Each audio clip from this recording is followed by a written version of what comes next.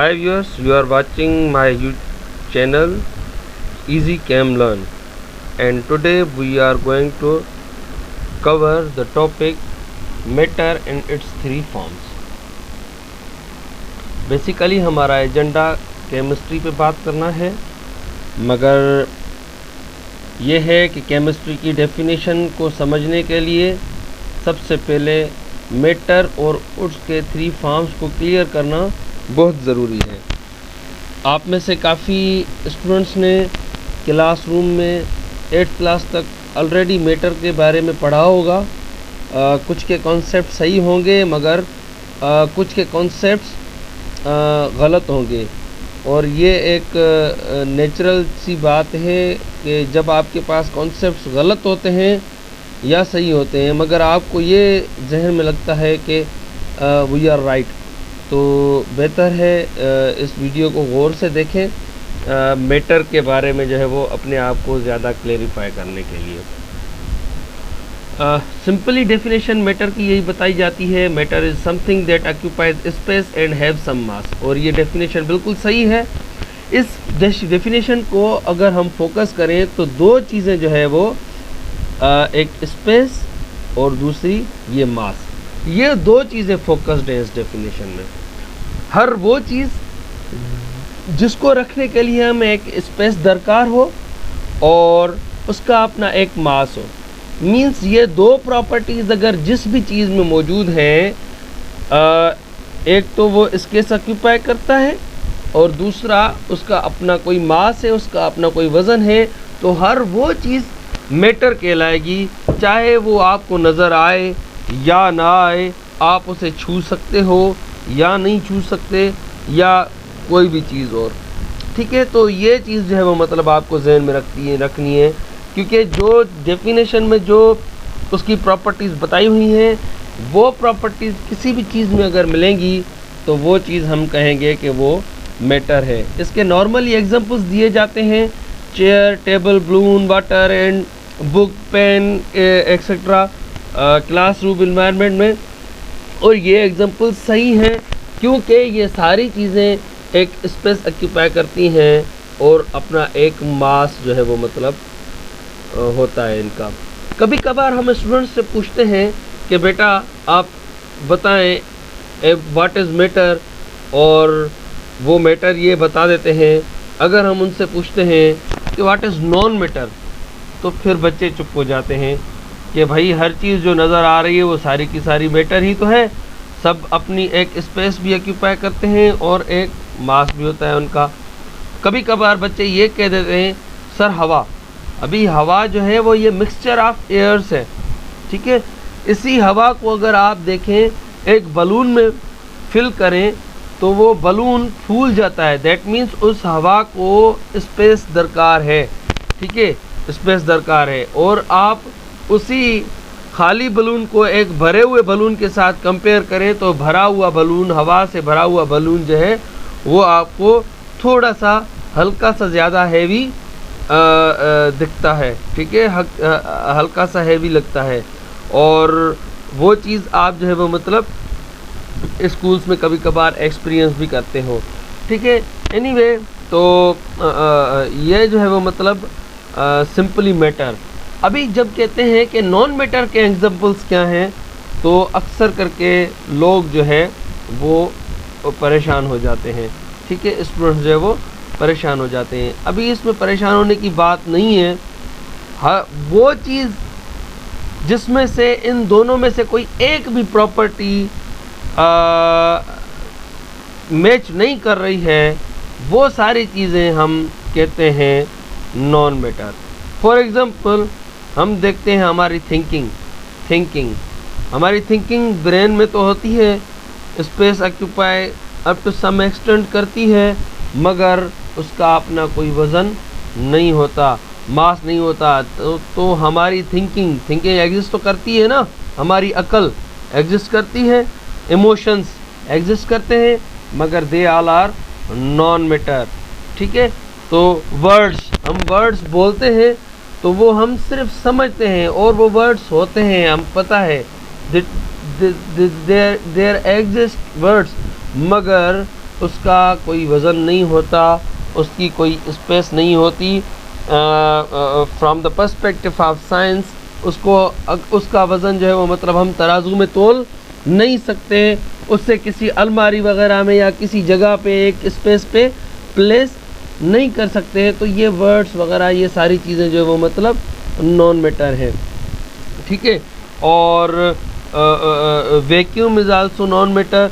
बहरहाल तो ये सारे जो है वो मतलब एग्जांपल्स जो हैं नॉन मैटर के। हर वो चीज़ जो या तो मास जो है वो मतलब उसका ना हो या स्पेस ऑक्यूपाई ना करे, इन दोनों में से कोई भी एक प्रॉपर्टी जो है वो लैक होगी तो उसे हम कहेंगे this is not a matter. इसमें से आवाज़, वॉइस, साउंड, यह भी एक जो है वो मतलब नॉन मैटर का एग्जांपल है। हमें आवाज़ जो है वो मतलब सुनने को तो आती है, मगर कभी आवाज़ को रखने के लिए कोई स्पेस नहीं चाहिए होता, ठीक है। तो ये आवाज़ भी जो है वो मतलब नॉन मैटर कहलाती है, ठीक है। और उसके बाद फिर आते हैं मैटर के 3 फॉर्म्स पे। There are 3 forms of matter, solid, liquid and gaseous.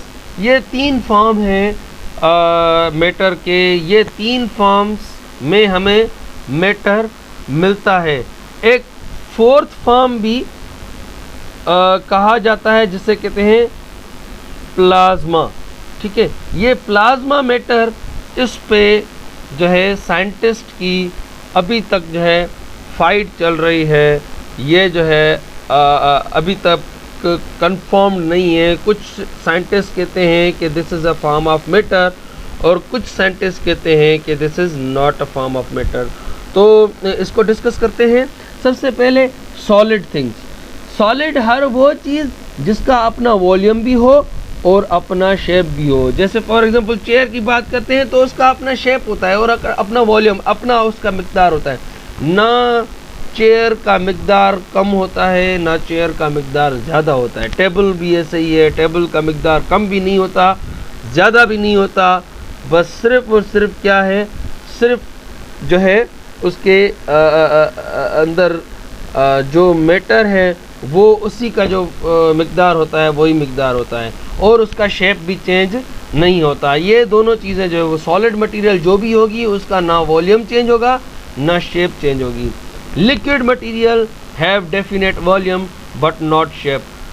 Liquid material के जो मैटर लिक्विड के फॉर्म में होगा उसका अपना वॉल्यूम तो होगा मगर उसका अपना शेप नहीं होगा। मगर उसका शेप कौन सा होगा? Depends on the container, depends on the container. जो कंटेनर होगा, जिस बर्तन में या जिस कंटेनर में जो है वो मतलब वो लिक्विड कंटेन करेगा, जिस बर्तन में वो लिक्विड पड़ा हुआ होगा उस बर्तन की तरह शेप बनाएगा। अगर आप पानी को लें, पानी को अगर बोतल में लेते डालते हैं तो पानी का शेप बोतल की तरह बन जाता है और उसमें से जो है वो मतलब उसका वॉल्यूम चेंज नहीं होता, ठीक है। और आप अगर देखें उसको ग्लास के अंदर डालें, पानी के ग्लास के अंदर डालें तो ग्लास की तरह शेप बन जाता है। अगर बाउल के अंदर डालें तो बाउल की तरह बन जाता है, ठीक है। अगर नीचे ज़मीन पे बहा दें तो नीचे फ्लैट बन जाता है, ठीक है। तो दैट मीन्स के उसका शेप जो है वो डिपेंड करता है कि जिस कंटेनर के अंदर लिक्विड जो है वो कंटेन करता है। Number 3 is gaseous. Neither have definite volume nor shape. ना गैसियस मैटर का कोई डेफिनेट वॉल्यूम होता है ना कोई शेप होता है। उसका भी shape and volume depends on container, ठीक है। इसके भी shape and wall depends on container. जो शेप एंड वॉल्यूम जो है उसका डिपेंड करता है जिस किस्म का कंटेनर होगा। फॉर एग्जांपल एक सिलेंडर लिया, उसके अंदर हमने एक सिलेंडर लिया है फॉर एग्जांपल, उसके अंदर हमने गैस को जो है 1 किलो गैस को भर दिया, ठीक है, तो वो 1 किलो गैस पूरे के पूरे सिलेंडर के अंदर मूव कर रही होगी, और जितना सिलेंडर का वॉल्यूम होगा उतना ही उस गैस का वॉल्यूम होगा, और जो शेप सिलेंडर का होगा उसी शेप, वही शेप जो है वो अंदर गैस का होगा। मगर जब उसी में 2 किलोग्राम अगर गैस फिल कर दें तो भी जो है वो मतलब उसका वॉल्यूम और शेप सेम रहेगा। तो दैट मीन्स जिस कंटेनर के अंदर वो गैस पड़ा हुआ है उसी कंटेनर का शेप भी होगा, उसी का वॉल्यूम भी होगा। अगर कंटेनर ज़्यादा गैस को एक्सेप्ट नहीं कर सकता तो क्या होगा कि वो गैस को अपने अंदर एक्सेप्ट करना बंद कर देगा, मगर कोई वॉल्यूम या शेप चेंज नहीं होगा, ठीक है। बाकी प्लाज्मा मैटर की बात करते हैं। ये प्लाज्मा मैटर्स जो है वो मतलब कहते हैं कुछ साइंटिस्ट के भाई light particles, alpha and gamma particles, ये पार्टिकल्स जो हैं जो रेडियो एक्टिव मटीरियल्स हैं और सब एटॉमिक पार्टिकल्स हैं, वो सारे के सारे कहते हैं कि ये प्लाज्मा मैटर के पार्ट्स हैं।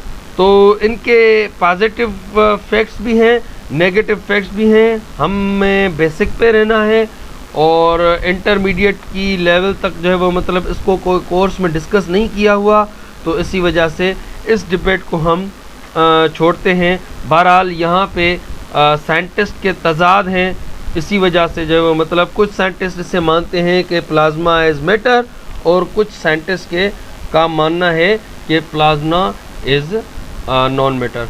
That's end of the lecture, and I request you please subscribe my channel. Thank you.